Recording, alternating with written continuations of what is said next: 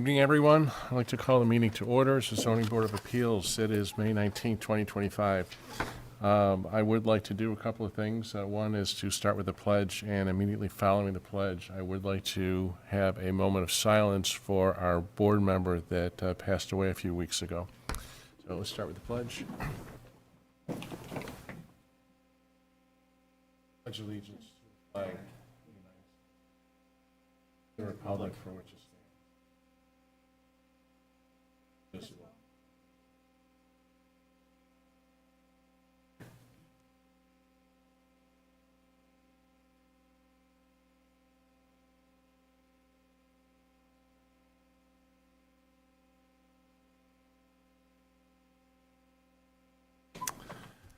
Thank you.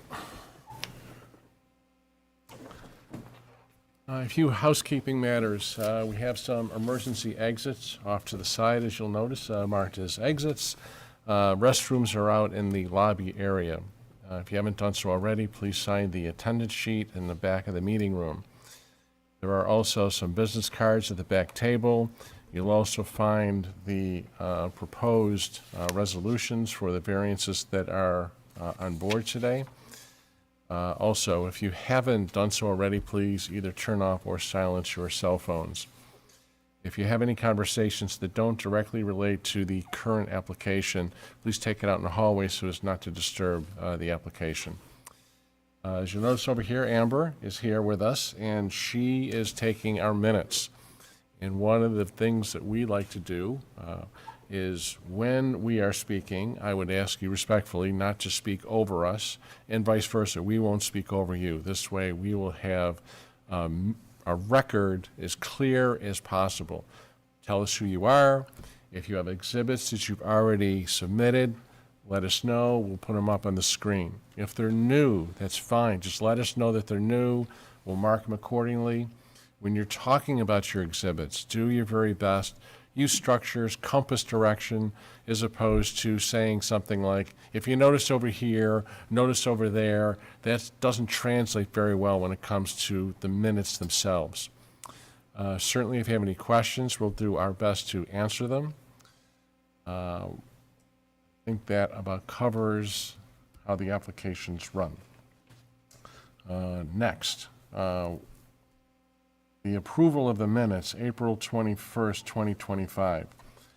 If anyone has any discussion about them, I'd be happy to entertain that. Otherwise, entertain a motion for approval. Move to approve. Thank you, Larry. A second. Second. Thank you, Leah. All in favor? Aye. Aye.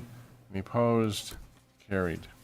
I think for obvious reasons, Matt and Patrick will abstain since they were not here for that meeting. And on that note, welcome Patrick, welcome Matt to the Zoning Board of Appeals. Okay, the first is the Highland Park sign. You were here before. You're asking for two variances. One is for a business use sign that is not permitted in a residential district, and the other variance that you're asking for is a lit sign. So I think last time we were here, it had to go to the county planning board, and that came back as, thank you, exempt. It was coming to me. Exempt, so that means we certainly don't need a supermajority. And I think you gave us an exhibit, a new exhibit, is to locate the marking of how far it is from the right-of-way, Yes. as well as another picture. That's great. So it's 35 feet from the right-of-way, is that right? Correct. Okay. Anything else you would like to add or comment on before we take some more questions from the board? Sure. Yeah. I provided a couple extra exhibits for you, some photos of what we've got going on. We had the pavement go in just a couple weeks ago. It's coming to life now. So I provided a photo there, and I've got that red box in the center that'll plot where the sign would go. And then, based on our feedback from you last time we met, we discussed there was a front-facing sign, but based on that conversation, you mentioned, why is it front-facing? Why wouldn't it be double-sided, easier to see? So we did go back and redesign so that it would be parallel with the median, double-sided, so you can see it from both sides as you're driving.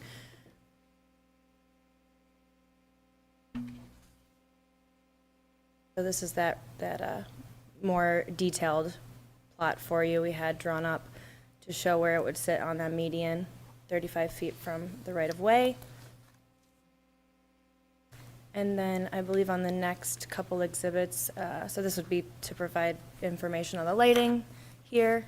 These are solar-powered lights that would be downlit, just only shown in dawn, dusk, start illuminating, facing directly down and onto the sign itself, nowhere else. And then I did grab a few examples of other communities we've seen around Victor that did have lighting. I know maybe variances were passed different times, sure. One thing that was brought up at the last meeting as well was the fact that we had that Morel community on there, and we've noticed those are also used on different property signage around the town as well for commercial, which we will have at that site as well for the apartment buildings. Include Okay. those in there. And that's about it. Very good. Larry, questions, comments, concerns? No, I don't have any, thank you. Leah?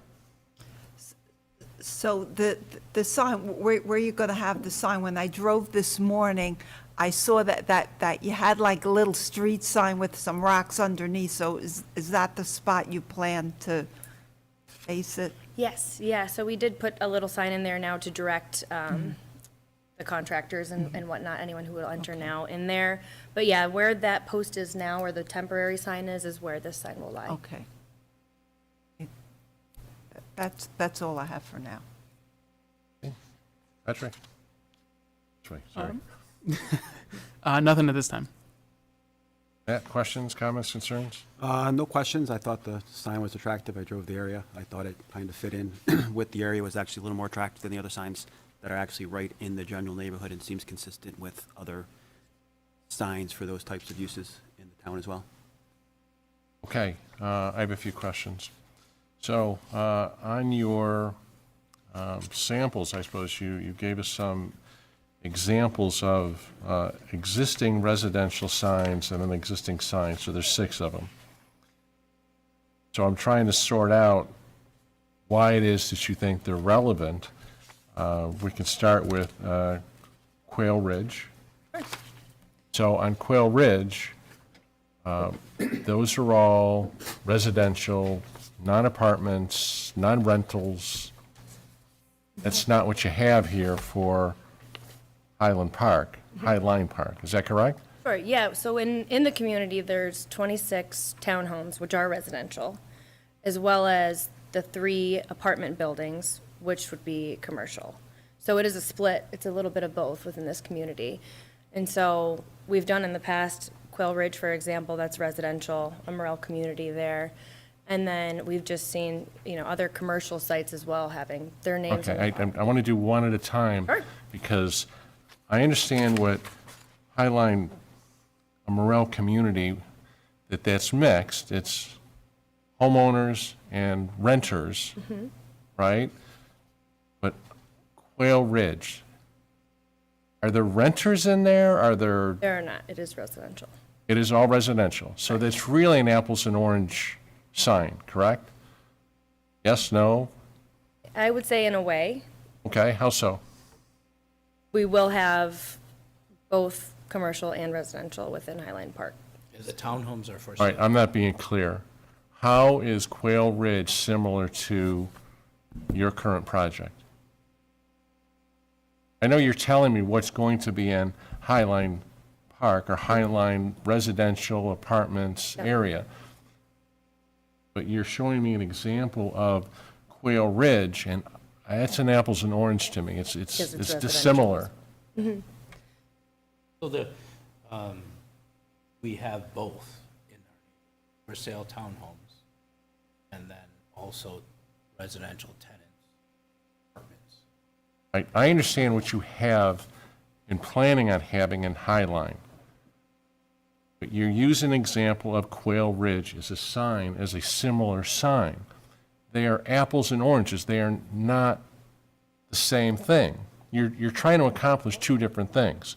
Quail Ridge is letting, I guess, people who drive by know that that is the community, if you will, of Quail Ridge. Is that correct? Is Quail Ridge lit? Is that sign lit? I believe it is, yes. Adam, do you know this, if it's lit or not? I do not know, but that sign would pre-exist our Okay. current. That would be the other one. So it's a pre-existing, albeit it is a community residential sign, but it pre-existed the code as which we're applying for today. Auburn Creek, I can see that because it also has in there that there is an advertising element to it, because those are apartments that are rented out. So, Adam, is that pre-existing, or is that similar to what the applicant is asking for? I'd have to check. I don't know off the top of my head. So, we'll put don't know, Village East.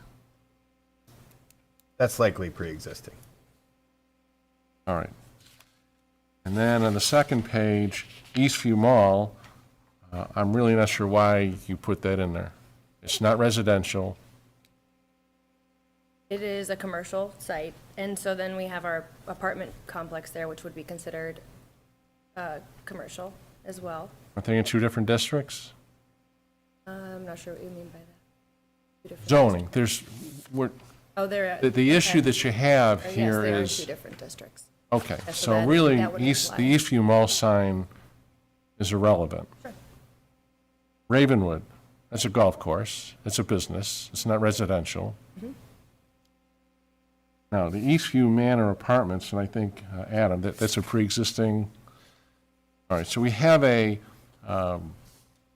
the code currently applies, what you have is a bit of a different situation. It's residential and apartments, and you're trying to not only let the community know that people live there, but you also are looking for some type of avenue to advertise for leasing. Hence a Morel community really doesn't tell anybody anything. I think you said, one of you two, I think you said last time, there's going to be kind of leasing signs on or about the property that this is who you might call if you wanted to lease or rent an apartment or a townhome. Maybe once you get in the community, at the model or something? Right, there are some individuals who will buy a townhome. There's also someone renting, leasing. Sure. Yeah, at each model, there would be, I guess, the appropriate information, something that says, information about the, So in addition to a Morel community, you're going to be looking for leasing signs near the property for anybody that is either driving by, advertising, if you will, to let people know this is the number that you call if you want to rent inside of that community. what we have at Dunwood Green, it's a different town, but it's our only other reference that we built. So at Dunwood Green, there's nothing out front that says for lease. Right, It so- just has Dunwood Green, a Morel community on it. There's no flags, A-frames. When you get to the community center, which we lease out of, is there information there? Once you enter the building there, so we don't have any current, advertising outside, and which we'd like to avoid as well here, without, temporary plastic signs. So to avoid that, to be able to have a Morel community on there so they are aware it's an active community. How is it different than Highline? Why do you need both? I would say because it plays in hand with what Highline is, and Highline being a community that's been developed by Morel, but also maintained by Morel, and All right, Morel did Silverton, and it doesn't say a Morel community, but yet it is a community. There's homes in there, and I'm not following why you need both. So I think the difference here is that Highline is both entities. It's a commercial site with those apartments that will be leased on for years to come. And then also the townhomes, which you could compare to Silverton, which, once we sold those, now it's out of our hands in a different HOA. And it's a Morel community, but we aren't actively selling there anymore, whereas the commercial sites will be, owned and managed by us for years to come. So within Highline itself, this community that we're building and growing, Isn't that what Always the the Emerald. leasing signs will accomplish?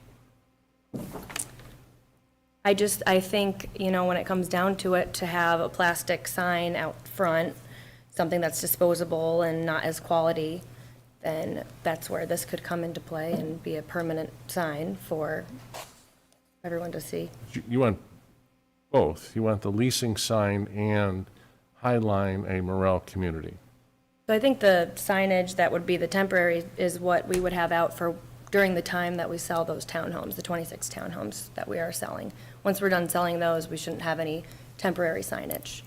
We've already sold 4 of those. They're going pretty quickly. Thought I had it straight, now I'm lost again.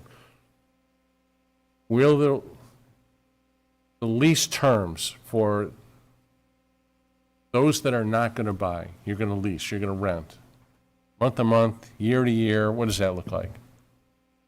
Yeah. Year to year? It's an annual lease. Okay, an annual lease. Typically. And that's going to perpetuate, it's going to keep going on and on and on. Almost into perpetuity. As long as Morel owns that property, Morel will be advertising for lease. Definitely, yes.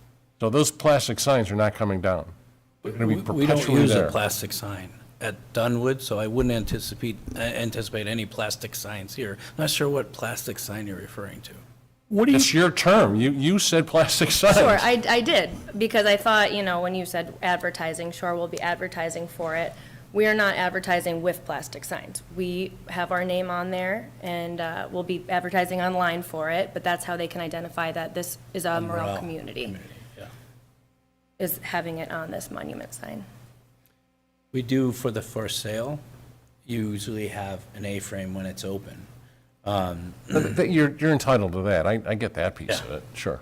But we don't use any flags, we don't use anything for our leasing. Our neighborhood in Dunwood has 160 units, and we have a turnover this year of 5. So we're not looking for tenants, I have a wait list over 100 people. So we don't use flags, we don't use signs, anything there, just the, when you get up to the leasing center, there is some information on the leasing center itself, that's it. Your lighting, that's on from when to when? It'll be solar lit, so as soon as it gets dark, it'll turn on. And then in the morning, it will be off. And the purpose of that is what? To illuminate so that people can see it. There aren't any street lights on the road that it's on now, and so during, We did have, like at Dunwood, we ended up going all the way to putting a pole light there because, the residents were having difficulty seeing the turn there. So we're hoping that a light would help them, just see the turn, see the entrance in as well. Okay. Go ahead. So, got some so will there be any then street lights coming into the community? You're saying there's going to be no street lighting? I don't think we have Highline. street lighting in Dunwood. do we? I don't Or believe- in, I would assume you'd have lighting for the commercial and the apartments in the parking inside. lot. Yeah, once you get in, yep. But you're not going to have anything then coming out along the road coming Don't believe coming we out, do. so this would, Yeah. okay. So that would then be the only light in that area, so if there was no light, that sign then wouldn't be visible at night? Okay. I don't think we have any street lighting coming out there. so if there were streetlights there, you wouldn't need the lighting. No, we do have it lit at Dunwood, but that, it was kind of like with the street light in afterwards, because it was almost like a safety issue. Let me go back to what the chair was talking about. When you advertise these apartments, you don't advertise them as Morel Apartments. You advertise them as, hang on a second, Highline Park, right? Yep. I mean, we advertise both Highline Park and Morel. But people are not sitting there saying, I want to live in Morel. I want to live in Highline, or I want to live in any of the other communities that you have. Yeah, I mean, it's just like with Morgan putting their name on there, there's a certain, brand. We're not talking about Morgan. We're just talking about you guys. You guys are here. You're new. This is a variance. Sure. You don't really need the Morel on there. Because what you're advertising and what this community is Highland Park, Highline Park. Am I right, or am I reading this wrong? Because this is what when you go out and advertise, you're not sitting there saying Morel Apartments. You're sitting there saying Highline Road, blah, blah, blah, and at the bottom it says, I'm guessing at the bottom it says a Morel community. Yeah, we're trying to build a brand. Well, I understand. Yes. So it is important, I think, even on our resale market, if you look at the properties that are sold, many times when they get resold, they'll put on there it's a Morel home because it has a brand recognition to it. And we're trying to establish that for the apartments as well. I think that's why you see the Morgan property up there. They're trying to establish a brand for themselves as well. But even when someone's trying to sell, they're sitting there putting up an ad or thing, and the first thing that'll be there is, I have a home in Highline Park. Highline? I keep trying to. Yeah. Highline Park. I'm not sitting there saying, I have a home in Morel. Sure. I do think that from what I've learned working with Morel, the brand itself has a lot to say and to support the quality of the home and what people are living in. So that's kind of why that would play a part in Well, I understand that, get but on there. you have a lot of other ways of doing that, other than putting it on the sign in the front.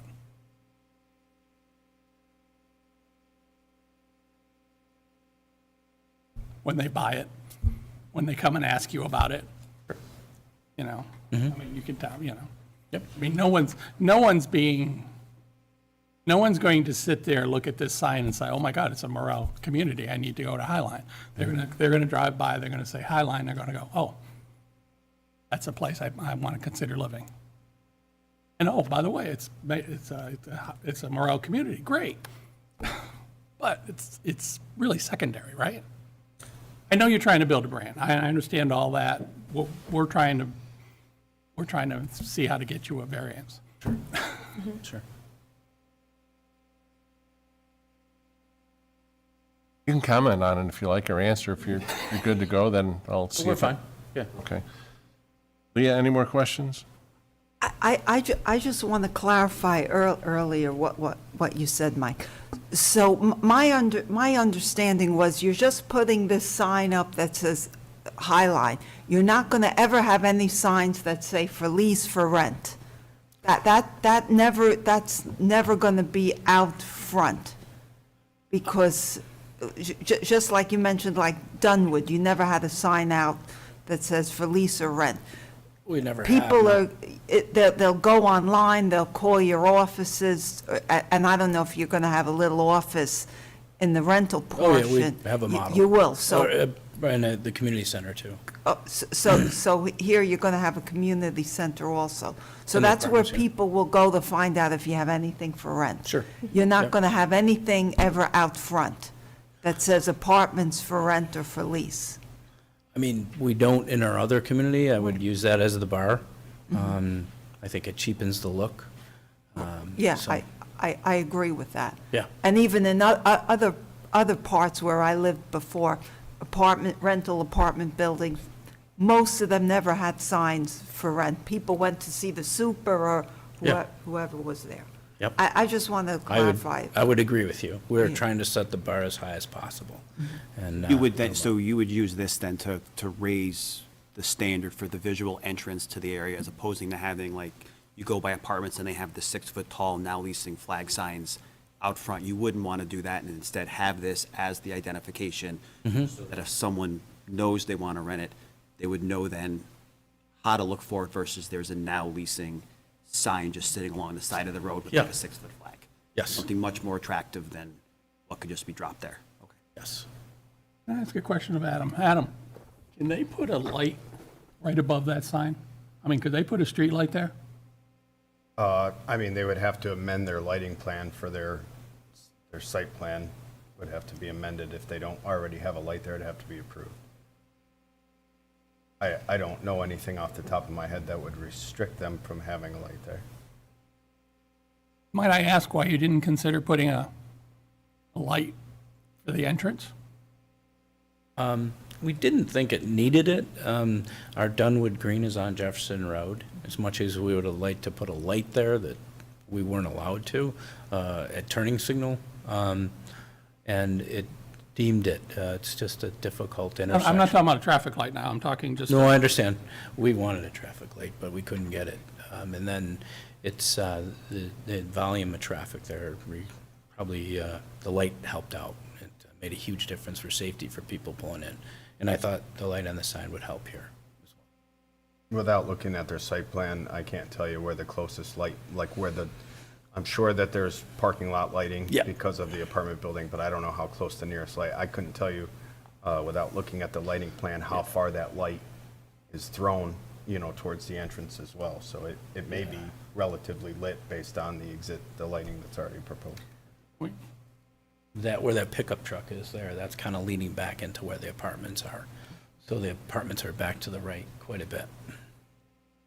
And you're building something right up when you drive up, Yes. before you break off to the two, you're building something. Is that where the clubhouse is? That's actually going to be our model home for the for sale townhomes. That's lot 1 and 2. We're currently under construction, putting a wall frame up today on the basement. Will there be lights in front of each house? The townhomes have kind of like coach lights on the exterior.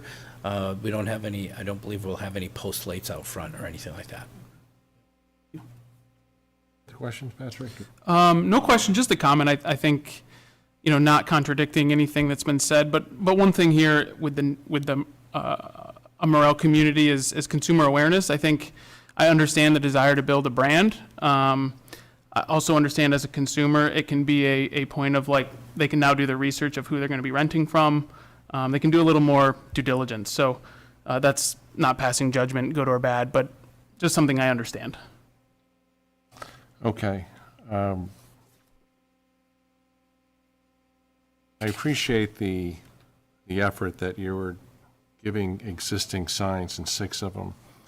But as I look at them, even I can go through, they're not even close to Highline Park, more than 500 feet away.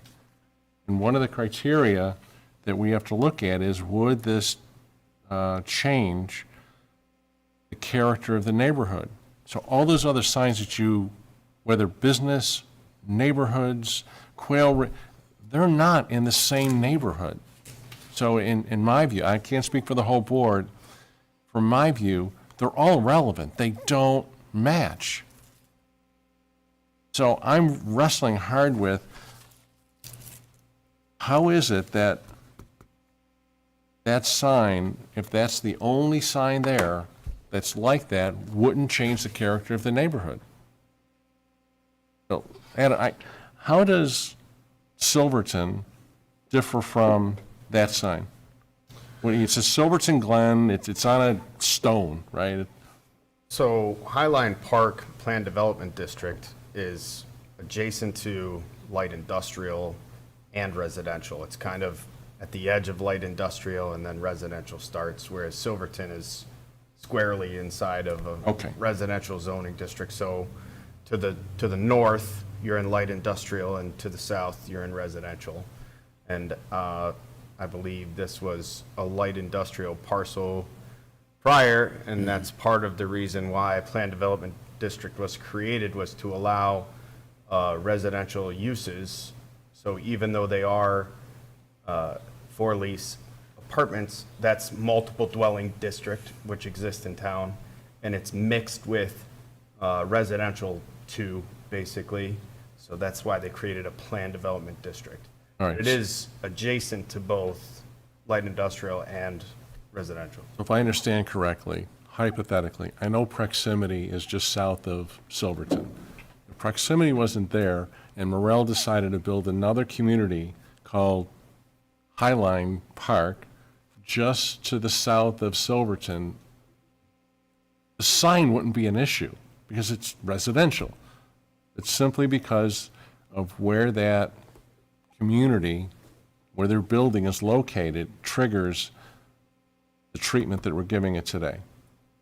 Trigger is that for lease apartments are commercial use, and they created by Plan Development District a residential district. No, that's conflicting. No, I hear you, I hear you.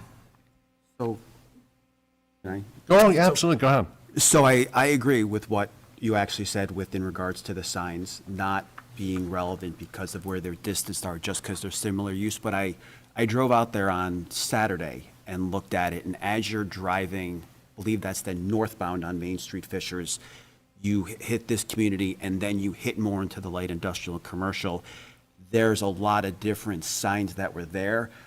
I actually think from looking at an architectural design, this sign would actually be an upgrade to the visual look of the other signs in the area, and from a signage standpoint would actually elevate the appeal of how the other signs look. A lot of them are older, weren't as attractive. I thought this was done in an attractive manner that fit, not in regards to other residential communities, but just within like 1,000 feet, 1,500, that actual neighborhood, I thought it would fit in and actually be nicer looking than the other uses that are there. I believe there's some monument-style commercial use signs, like, basically across the street.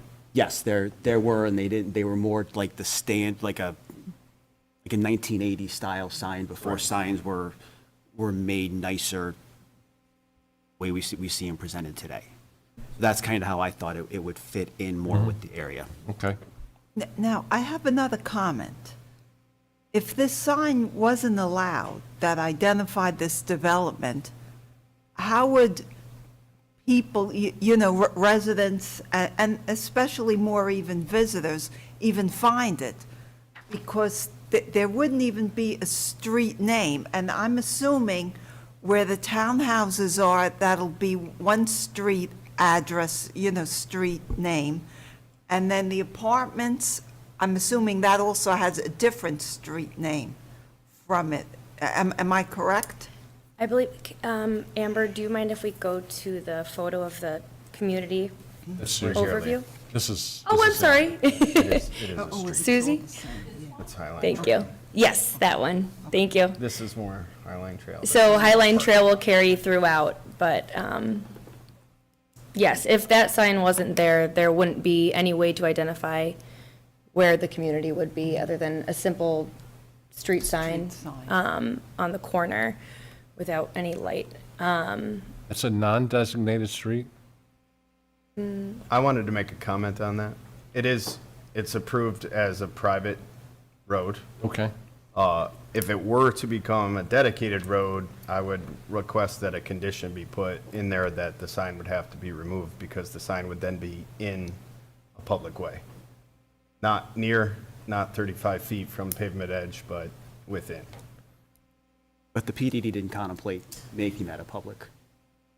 It's not approved as, right now it's approved as a private road. Okay. I have another question for. Help me understand, which sign had to be removed?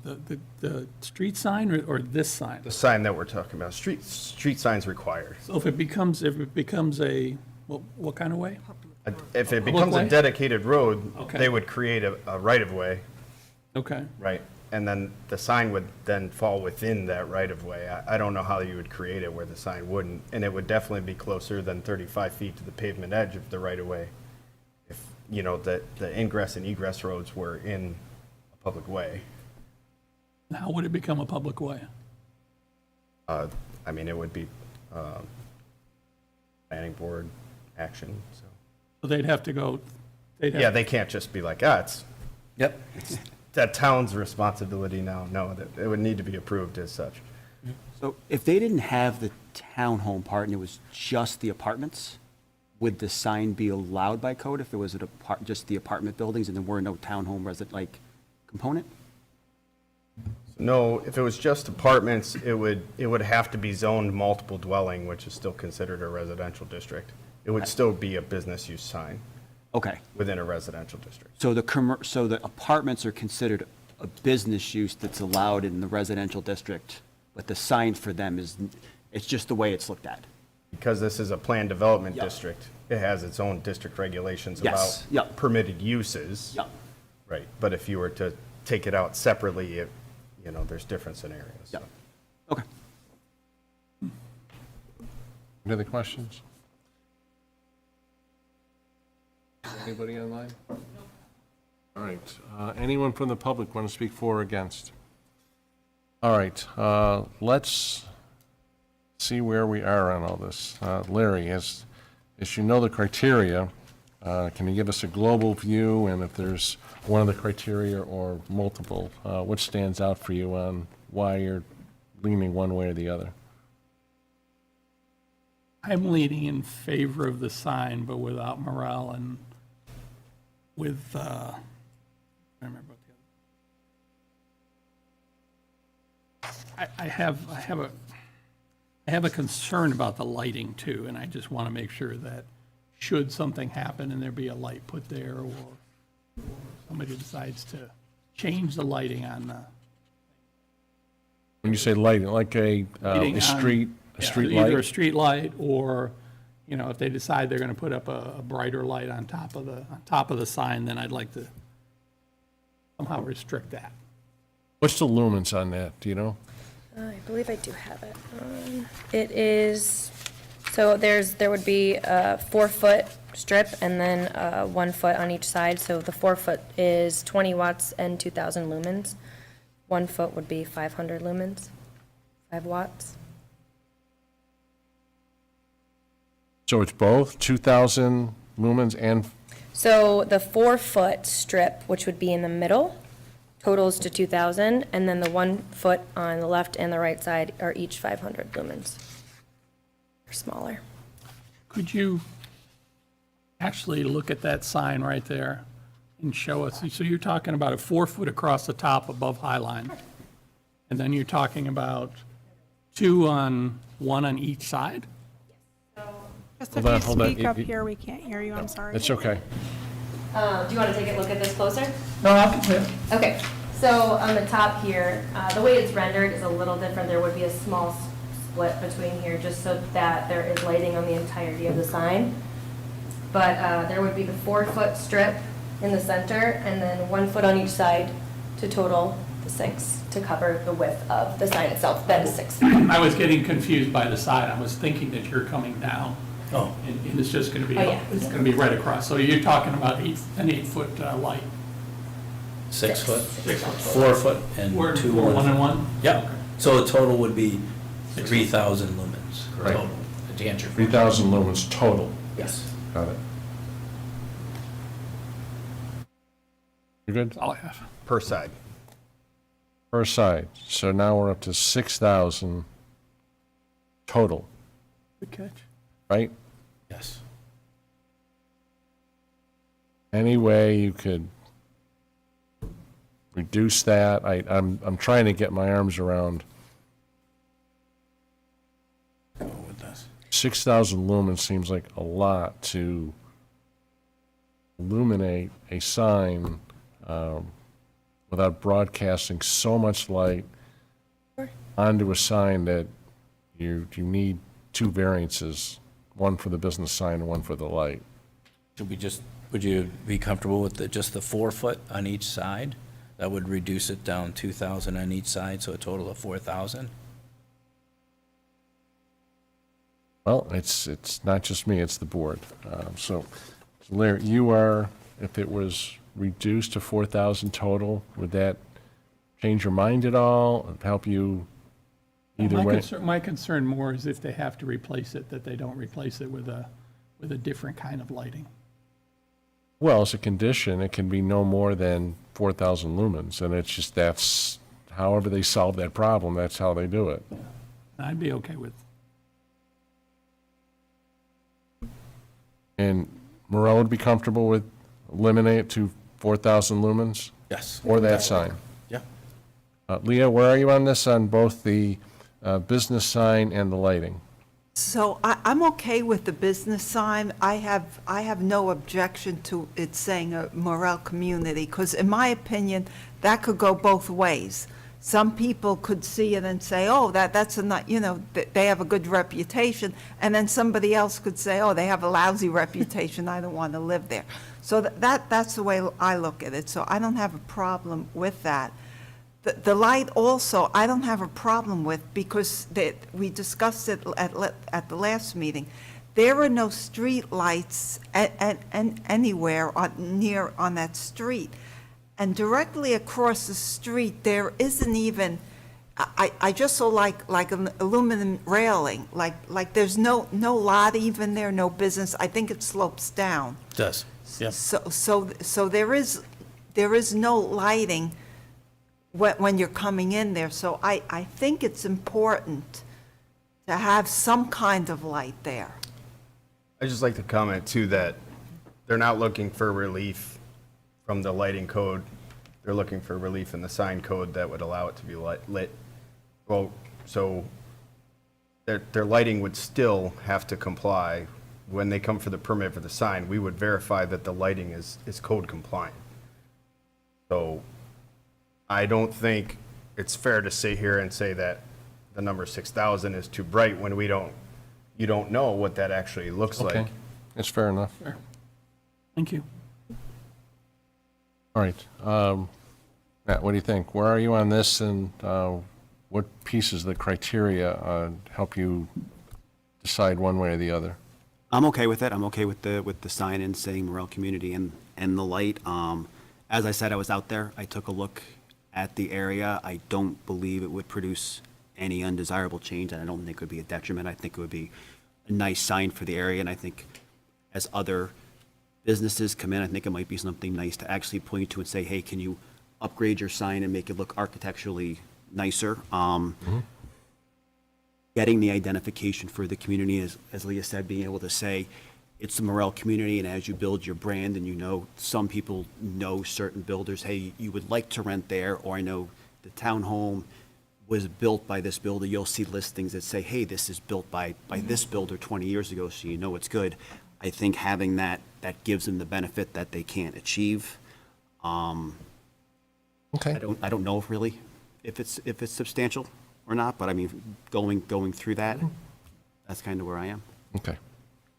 What do you think, Patrick? Yeah, I'm okay with it. I agree and underscore Leah's points, Matt's points, and I agree. It driving around, it wouldn't appear to take away from the community and what's going on there right now. Okay. Anything else you want to add before we start going through the criteria and voting on this? Quick question, I'll write down the line. I either can separate this. Why don't I do this? Let's do a resolution just for the sign itself, follow through the criteria, and then we'll look at the lighting. And if everyone wants to mirror it or not, then we can go through as such, all right? This is just for the sign, not the lighting, because you need two variances. So the first resolution, the proposed resolution would be, an undesirable change would not be produced in the character of the neighborhood or detriment to nearby properties created by the granting of the area variance. While there are no, that we are aware of, there are no residential business-type signs. This is in a light industrial area, and there are a number of light industrial monument signs that are in close proximity to the proposed monument sign. Would anyone like to add or comment on the first criteria? Second, the benefit sought by the applicant cannot be achieved by some method feasible for the applicant to pursue other than an area variance. Any kind of sign, or it's not a dedicated road, so to try and identify where this neighborhood is without a monument sign, I think would be rather difficult. Would anyone like to add comment on the second criteria? Third, the requested area variance is substantial. The monument sign in of itself, advertising for a residential area is arguably substantial. Would anyone like to comment or add anything in the third criteria? Go ahead. I'm wondering on that, does the sign meet the dimensional requirements for signage, Adam? The sign area was within 20 square feet, correct? So the sign area meets it. I would say it would not be substantial for the fact that it still meets the area of allowable signage.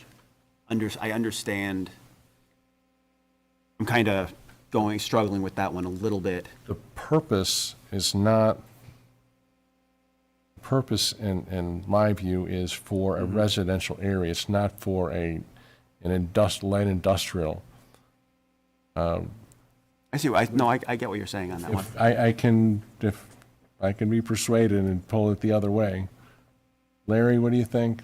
Substantial or not? No. No. Leah? I also thought not substantial. Okay. Patrick? No. All right, then let's say it's not substantial because it is a monument sign advertising a business, and it is in that light industrial residential area, so it will not be substantial. So the criteria really will be, it should mirror the criteria, justification that we had for the first criteria. Fourth, the proposed variance will not have an adverse effect or impact on the physical and environmental conditions in the neighborhood or district. I haven't heard anything regarding that monument sign having any kind of impact on environmental or physical conditions in the neighborhood or district.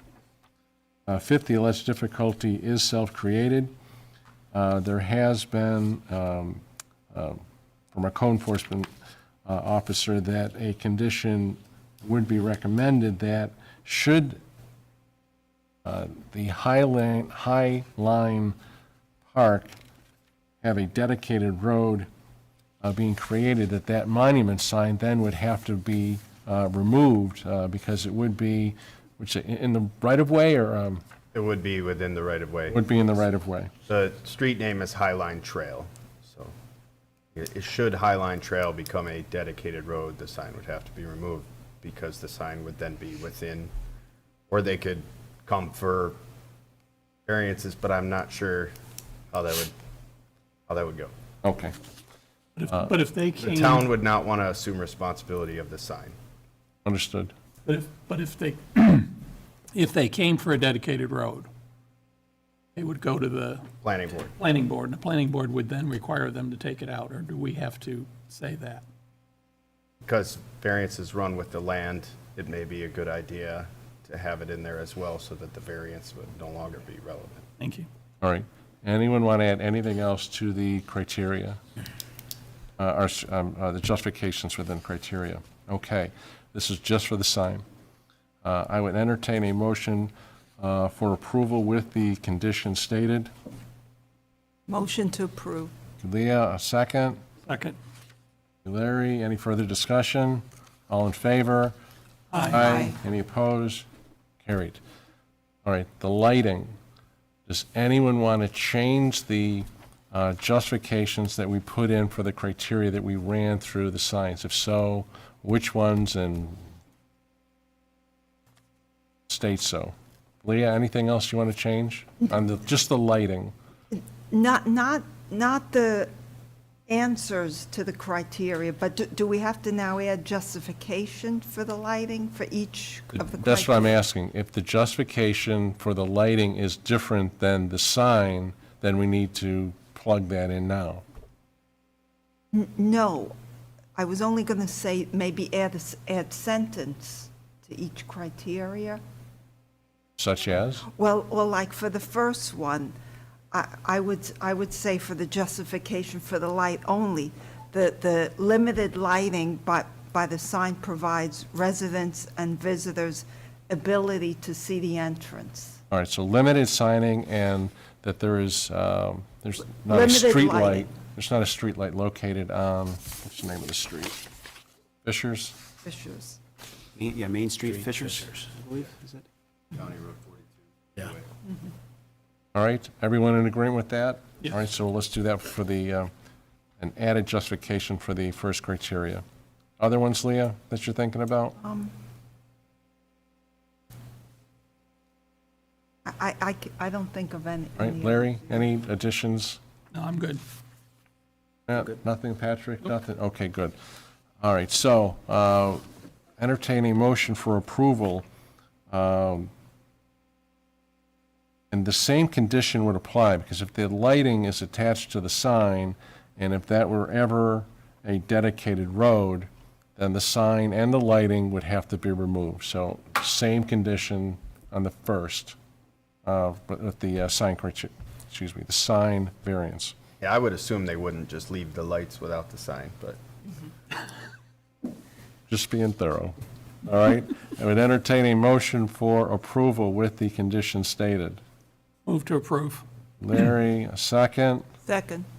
Thank you, Leah. Any further discussion? All in favor? Aye. Any opposed? Motion carried. Thanks so much for your time and patience. Thank Good you luck for on your time. project. Appreciate the board's attention tonight. Thank you. Thank you. Welcome.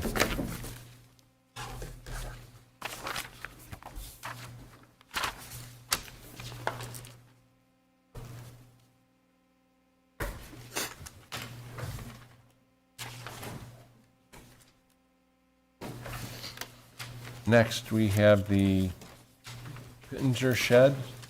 Did I say that right?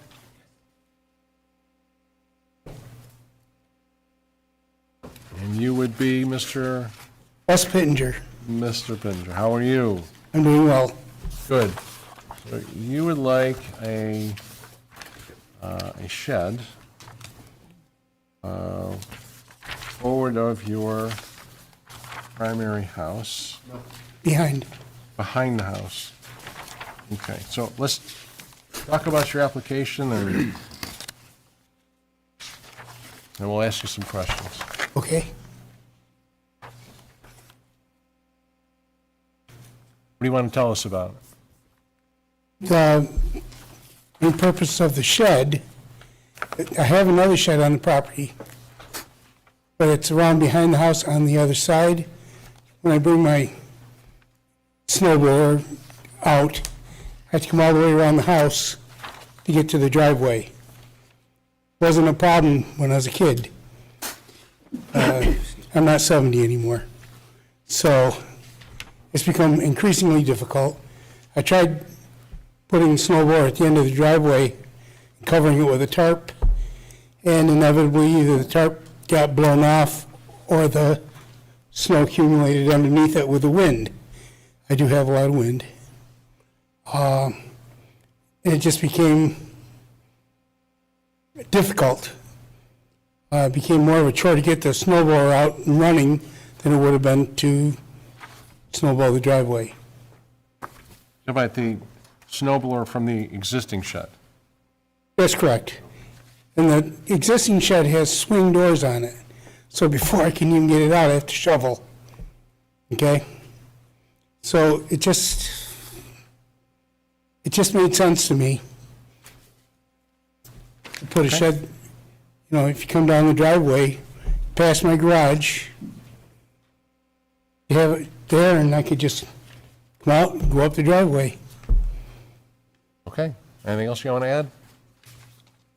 No, sadly, I don't, there's this urban legend that if you buy a shed that's not permanent, you didn't need a permit, so I was just stupid. But every year I have trees get blown down.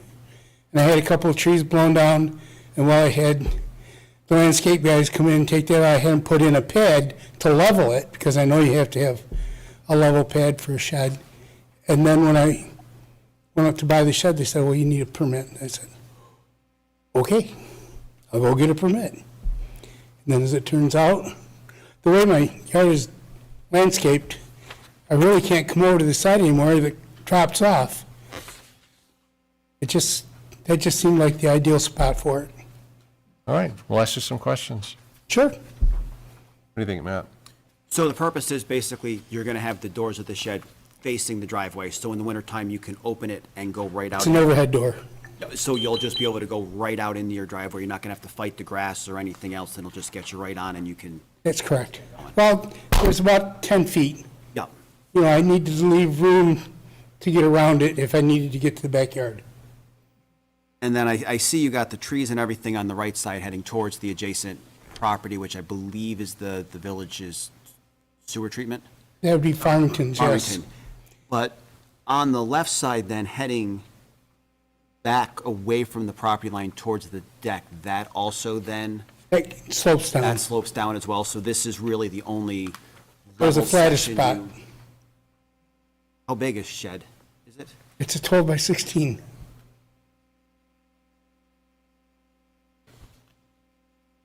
How big is the existing shed? 16 by 16.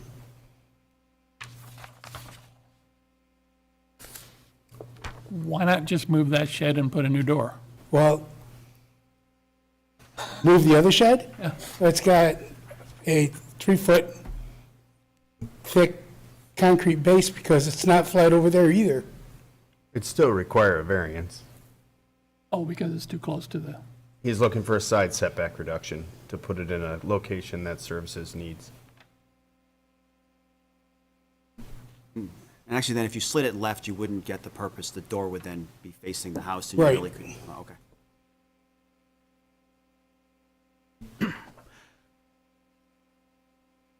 My question's around just access in general on like the south side of your house. Is there, or how easy will you be able to access the back portion of the lot? Like on the south side, on this site plan right up on the screen? Well, I left 10 foot from the end of the driveway to the shed. Okay. And then it'll be almost 10 foot over to the berm. Okay. So, you know, actually, I've got a trailer sitting there. You When can the get guy the was tra- there, we rolled it around to make sure that. Okay. You can still access the backyard That's through correct. with a trailer. Okay. Will there be utilities for this shed? No.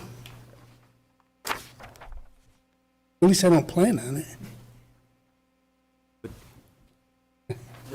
Adam, would that change if he had electric or gas or anything in the shed and the separation from the house? Would that be an issue?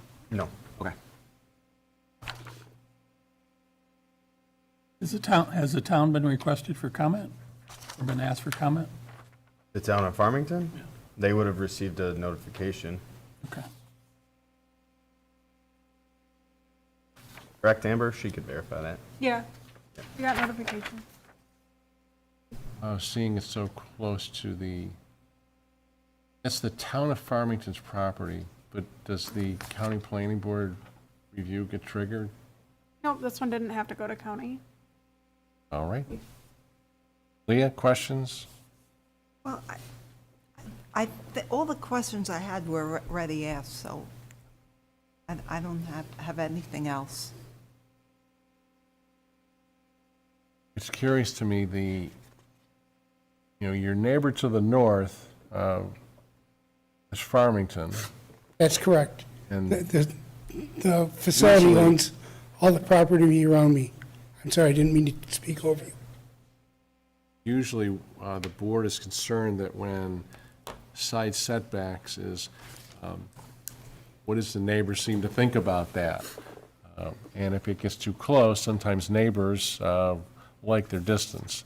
The other purpose of the intent, the intent of the code is for emergency vehicles, if need be, get back there, and fences, and make sure there's enough room for either side of the property. I'm not hearing any problem from Farmington over there. So looking for 6 feet where 15 is required doesn't seem to be too big of an ask. But I do have to ask you, to comply with the code, moving in another 7 feet south, why can't you do that? Goes down a bank, I'd have to build it up about 15 inches. So. And then it would put it behind the garage, so I'd have to come out of the garage, around and then onto the driveway, All right, so out of the shed, rather. right, that's what I'm Thank you for answering that. What I'm trying to let the board know is, sometimes we hear from applicants, it's aesthetics. Well, I don't want it in my middle of my backyard. But if it's because of the lay of the land, the slope, those are different pieces that are important when we're looking at whether granting or denying a variance. Does that make sense? Does. Okay. So there's a slope between your existing shed and where you want the new shed to be? Yeah, Am I looking at this wrong? No.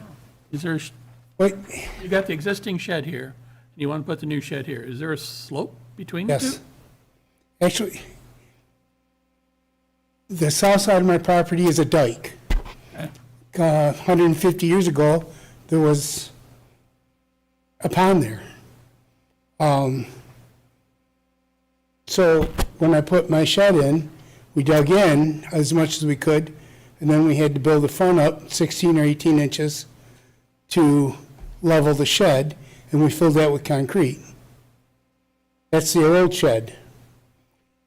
The yard still continues down and then comes back up and flattens out. And that flat spot is where I put the pad for this shed.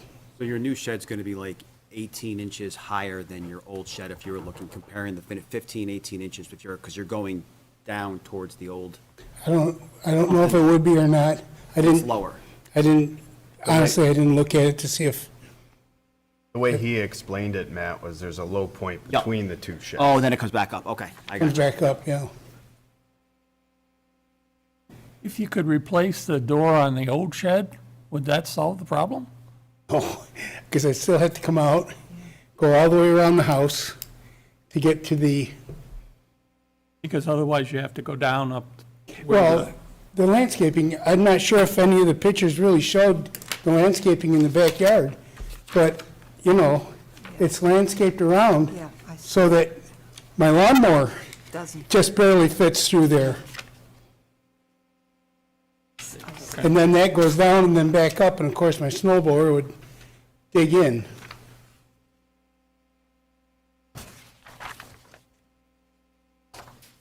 What's the length of your driveway?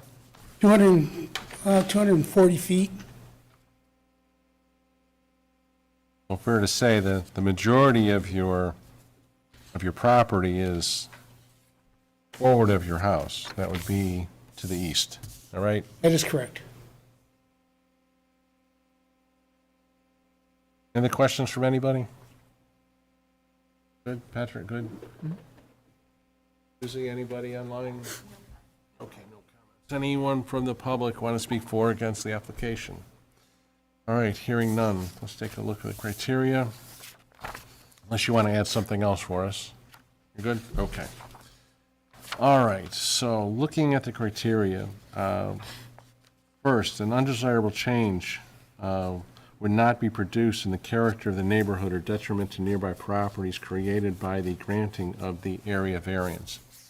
Well, before I continue, Adam, is the location on the site plan, is that specific enough to the location, or should we spend a little more time on the distance from the house? I know he's looking for 6 feet. The variance really only applies to the side setbacks. So So he whatever number you set, he could move it up and down. As long as he doesn't come forward of the principal building, he could move it up and down that property line all day as long as he maintains whatever relief you give him from the side setback. Okay, you understand that piece, correct? You can go, this would be east and west, as long as you're not forward of your residence.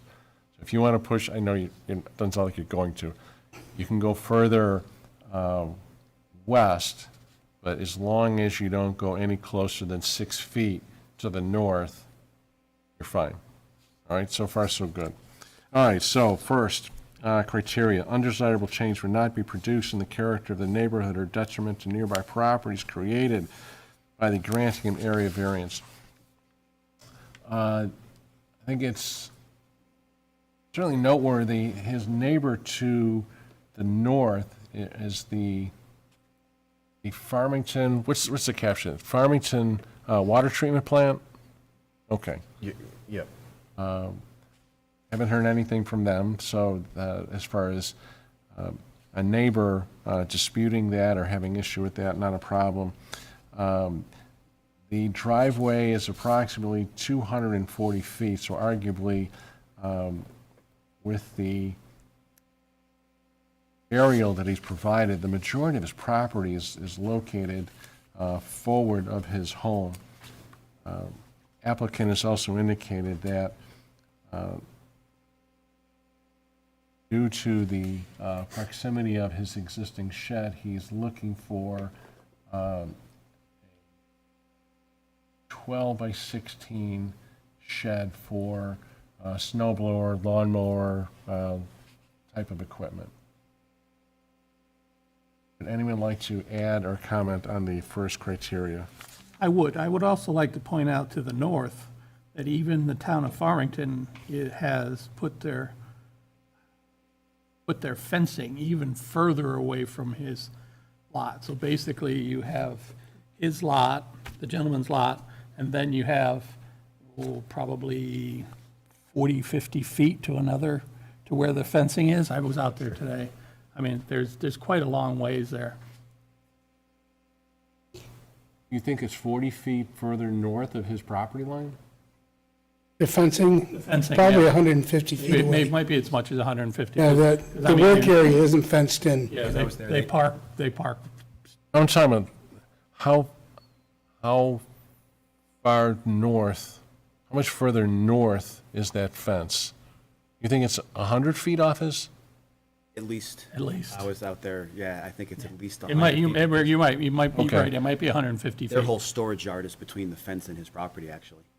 All right, let's say then it is that Farmington's treatment plant fence is significantly north of your property line. How's that? Yes. All right. Anything else you want to add on the first criteria? I would also add that his front yard and then side yard on the driveway is heavily landscaped, so when you drive by, unless you're right at the edge of his driveway, staring straight down, you wouldn't see it, or you'd have to be like well into the Farmington storage yard to see it, and that's only in the winter conditions. Once it's leaved up, you wouldn't really see it anywhere unless you're standing on it. Okay, I'll go with that. Let's add that in there. Anything else to add on the first criteria? All right, second, the benefits sought by the applicant cannot be achieved by some method feasible for the applicant to pursue other than an area variance. Let's mirror the justification for the first criteria. Anyone want to add or comment on the second criteria? I would say the benefit of direct access from the shed onto his driveway for his snow blower couldn't be achieved if that was shifted over another 9 feet. So that benefit, he would not Okay. be able to. I'm good with that. Let's add that. Anything else? Third, go ahead. Excuse me, the slope of the property precludes moving this shed to another location on the property. Okay. You could probably do it, but it would be quite an expense Yeah. to bring that up. Let's It add would that. probably require some kind of a wall to contain it because it'd be so high. Okay, anything else on the second criteria? Third, the requested area variance is not substantial. I think the location, in addition to the justification that we spelled out in the first, as well as the second criteria, indicate that it is not substantial. Would anyone like to add comment on the third criteria? Fourth, the proposed variance will not have an adverse effect or impact on the physical and environmental conditions in the neighborhood or district. While we haven't heard anything that it could or would affect or impact the physical and environmental conditions, it seems like if it were further south and into the swale area or this low-lying area behind his home, it could have an adverse effect. So it seems like that is the best location for the proposed shed. Anything else for the fourth criteria? if the alleged difficulty is self-created. Does anyone have any conditions that they feel necessary to add for this requested variance? Hearing none, I would entertain a motion for approval. Motion to approve? Thank you. A second. Second. Thank you, Leah. All in favor? Aye. Any opposed? Motion carried. Good luck with your project. Thank you so much. Very welcome. I have one quick question. Sure. This all came about in needing the variance before I even got to buy the permit. So I come up tomorrow and buy the permit to put the shed in? Did you submit an application for accessory structure, building permit application yet? Nope. So you'll want to submit the building permit with, basically, we have this, but if you provide another copy of what you provided with this application, and we'll review the permit, and then we'll notify you when it's ready, and then once you pay for the permit, you can put the shed in. So probably 2-3 weeks, Okay, okay? very All good. depends on how quickly you get that application. I'll be there tomorrow. All right, sir. Thank you so much. You're very welcome. Good luck to you. Have a good night. Good night. Mr. Heineman? I pronounced that right? Yes, you did. Okay, good. Good evening. How are you? I'm doing all right. Recovering from a rotator cuff surgery here, but That can't be fun. yeah, this is going better than the one on the other side, so I can't complain. Okay, so you're asking for a use variance. Yes, sir. All right, let me ask you this. Have you ever applied for an area or a use variance before? No, I don't believe I Okay, have. all right, so we're going to try and make this as smooth as we can. Susie, could you put up the criteria for use variance? Okay, so you'll see the 4 criteria up there, Yep. right up on the screen. The difference of a use and an area variance are quite different. I would like you to understand that a use variance, you need all 4 of those. If you miss on any one of those, or if the board decides that you didn't provide sufficient evidence for any one of those 4, we are precluded from granting the variance.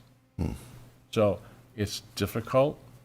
If you have questions, certainly we can help you through that. And it's not uncommon that an applicant may say, I need some more time to fill in those blanks. So don't hesitate to say, I could use a little more time. We can always, what they call, table it, go to the next meeting when you can get the information. Most of the time, it has to do with the financials, right, and the hardship of it. All right, so keep that in mind. We're probably going to go through it again, but tell us about your application. Okay,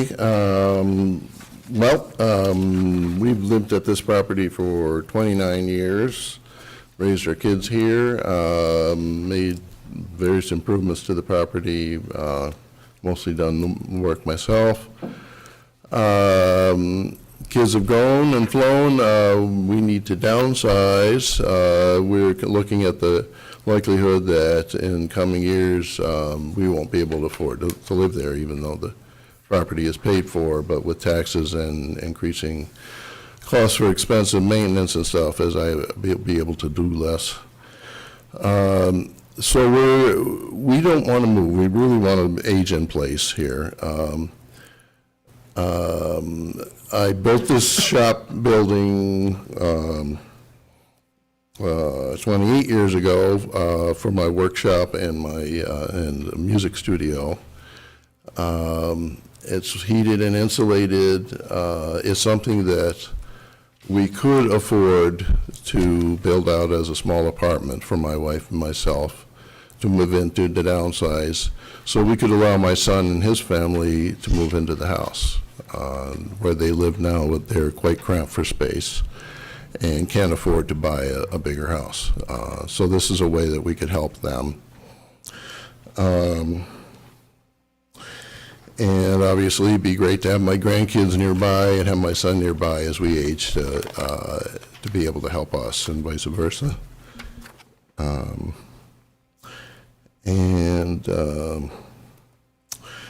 the sharing of the expenses, reduce of expenses would allow us to make further improvements to increase the value of the property. And our intention is that our children and their family will inherit this. This is our primary asset. And we have already put it in trust. But this would provide multiple benefits for everyone in the family. My wife and myself being able to reduce our expenses, and for my son and his family to have affordable and a good space for their kids to grow up as well. I'm a little confused regarding what you're saying about the 4 criteria. All right. But if you could, Looking at their criteria, the first one is an applicant cannot realize a reasonable return provide that a lack of return is substantial as demonstrated by competent financial evidence. What that means is the code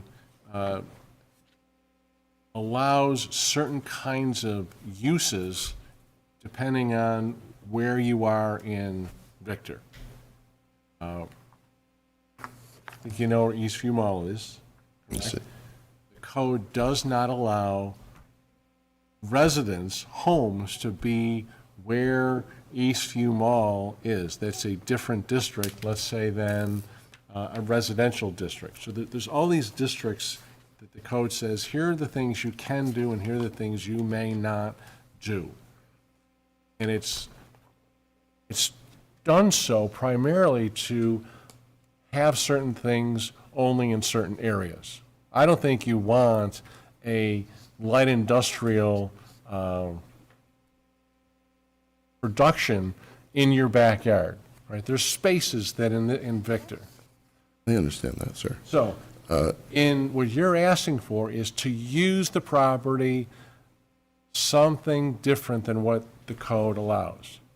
I understand Code that. says you can use it for residential purpose, but you want to add it, or there's a barn there, but you want to create an in-law apartment, and the code doesn't allow that to happen. I understand that, sir. If I may interrupt, what I meant was I don't understand really how these criteria, particularly the first one, would apply since, as I stated here in my application, we're not seeking a return on our investment. It's not a business proposal. So I don't really understand how I could possibly, meet that criteria. Because what you're, and Adam, correct me if I'm wrong, if within your home, you decided to carve out a piece within that structure, an in-law suite is connected, you'd be permitted to do that. To an extent. Right. There's I'm trying to generalize, it's because you're separate and you're going to create a living quarters. The code says if you're doing that, now it looks like you have something other than a single residence. Yes. So far, so good? Yes, sir. Okay. So let me ask you this piece. In that barn area where you want to renovate it, is there going to be a kitchen, Yes, sir. a bath and a shower? Yes, it would be a one-bedroom apartment on the Okay. upstairs of So this. all of those things have the elements of a dwelling, a residence. Sure. Right. I think if, we've had this years back, that if you were to take out a kitchen, and if it was just a couch and a desk, now it looks like an office, right? But once you start putting things in, the kitchen, the bath, the shower, the bedroom, now it looks like an apartment. The code in this area allows for certain things that you can use that parcel for. This is, you are not allowed to use it for these other things. For an applicant to say, I want to use my property for something other than what the code allows, you have to meet those criteria. And when you're looking at what that financial return is, which an applicant may be saying is that I can't get a reasonable return on my property. If I were to sell it today, I would take a bath on the value of what it should be. It's a high bar to use a piece of property for something other than what the code allows. You have to show a hardship. You have to show that you are, the investment that you put into the property, you are not able to get out of it. Everything, what you're telling us so far is it's a nice idea on its face, but it doesn't fit into, can you use that property for something other than what the code allows you to do? And I can appreciate the confusion on your face, like, how can that be? It's my piece of property. Why can't I use it the way that I It's want? not an investment. That's my whole point. I want to live there for the rest of my life. Understood. And we have to be very careful on providing legal advice for you. Most of the time, when the board hears of these kinds of applications, that they want to use the property for something different, it is recommended that go seek an attorney who knows municipal law, who knows zoning law, that can provide you with the arguments that you need to say, I want to be able to do this. This is the idea that I want. We can't, we can help you, but we can't, if you will, provide the facts for you. You have to give us the facts for it. Okay, this is very confusing. All right. How is living on this property with my family, extended family, different than the intended use? It's two different buildings, but isn't this what it's residential? The permitted No. uses, if I may interrupt you, sir, the permitted uses in the limited development district, which reflect the residential 1 district, are single-family dwelling, okay? Okay, isn't that why I'm here applying So for you will have variance? 2 single-family dwellings on 1 lot, which is prohibited. It's not a permitted use. You're allowed I- 1 dwelling Sorry, per parcel. sorry for interrupting. Yep. Isn't that why I'm here? I thought I was applying for this variance to allow this, I'm confused. I thought I was applying for a use variance. You are. If you were, hope you were listening a little bit, the other 2 variances were area variances. That's dimensional. What that means is that the applicant before you wanted to put a shed closer to the lot line. It's nothing to do with how we wanted to use the property. I understand. You want to use the property for something different than what the code allows you to do, because you are telling us there are going to be arguably 2 families in 2 separate dwellings, when the code says you only can do that 1. Per parcel, 1 family. And you're going to have 2 in 2 separate structures. I'm very confused. I The- don't understand. The caution that, I think what the code is trying to do here is that there's a term that says if a variance is granted, it runs with the land, meaning that, I hope you're with us for a long, long time, but one day we all die. But that variance stays with the land.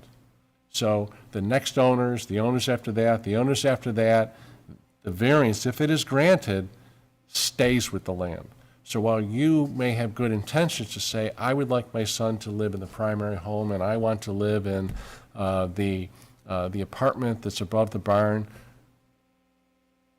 generations later, someone may want to rent it out, run a business. And now you, or whoever the future owners are, may be using that property for something other than what the code allows. So there is the the caution that as board members, we have to be careful about on how we're going to, when we grant variances. To make any more sense, or, I know you probably don't like it, but that's. I understand this, and I absolutely anticipated this, that you can't control what the next owner or the owner beyond that would do. However, it seems to me that if they were going to use it for something that was not an approved use, say renting it out, that they would have to come and apply for a variance.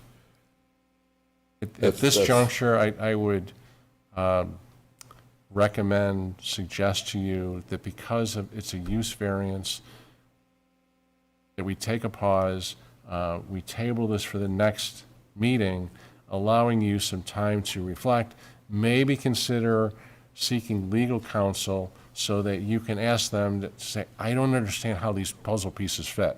That there were 2 variances before, they got them, but I didn't get them, I don't get it. I do I understand. can't give you that answer. Okay, I do understand the difference between the use variance and the, whatever the other type was. I'm just kind of taken aback because I was not warned or anything that this was something I might need legal counsel on, or, You don't have to. I'm not forcing you to do it. okay, I'm just, But if it's an important ask, if this is something that you really want, then having all the facts straight and your legal remedies straight is important. If it's not, then we can continue on with some questions, and then we may decide tonight on whether to grant or deny the variance. But we need all of those criteria satisfied to grant the variance. okay.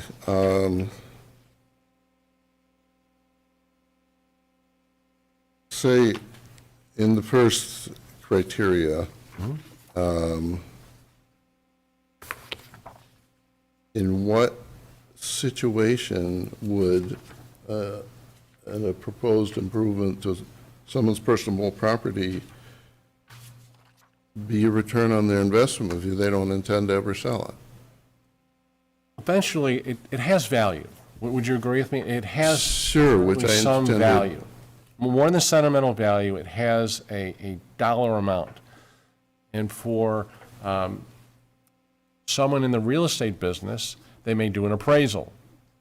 And they may tell you and tell us that piece of property at its current use is worth X amount of dollars. Okay, that's a number that we need to know. You want to change the use of it, but you still can, no one's forcing you out. You can still live there. It's still a residence. That's going to keep the value at whatever that real estate appraisal comes back as. There are other instances when someone may say, I own this piece of property, but I can't even sell it today and get my investment back because of something has changed. There's something different about that property. It's unique. And I'm at a loss here. I can't even use it for what I want to, or I can't use it for what the code allows me to use it for. I'm out of choices here. You have choices. Your desire to stay there as long as you can, create a trust, those are all wise things to do. You still can use the property, you can live there, and it still has value, financial value. Okay, but if we can't afford to live there anymore, then we're forced to sell. That's the hardship there. We won't be able to stay there if we cannot, get help with the expenses, and it comes to them to that. I don't want to be in a nursing home. How would you like to proceed? It sounds like there's no way I can meet these criteria. I don't understand it. I'm not out to make a profit. I'm not, If you look at the criteria a bit like, and I apologize for making it as simplistic as a recipe, a cooking recipe. You're going to make a cake or brownies or anything like that, there are a number of ingredients, whether it be eggs and flour and those things. If you're missing any one of those pieces, you won't be able to make a cake. You won't be able to make the brownie, whatever it is. This is the recipe. You need all four of those things. Any one thing that's missing, a use variance cannot be granted. all right. I'm gonna have to think about this then. I guess I'll ask you not to rule on it at this Okay, point. so when's our next meeting? June 2nd would be our next meeting. Okay. Give it some thought. If you have to. Obviously, I'm sorry, I will need to seek legal counsel because I'm totally baffled here. It's, this is not at all what I expected. I thought I would, if I didn't understand the criteria, I thought that it would have been better explained to me. But apparently I didn't. Thank you for your time. I appreciate your explaining that. Okay, you're welcome. I hope you have a good night.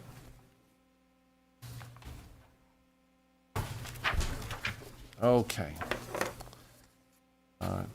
Does anyone have anything else that we need to talk about, or? Can we make a motion to table, or?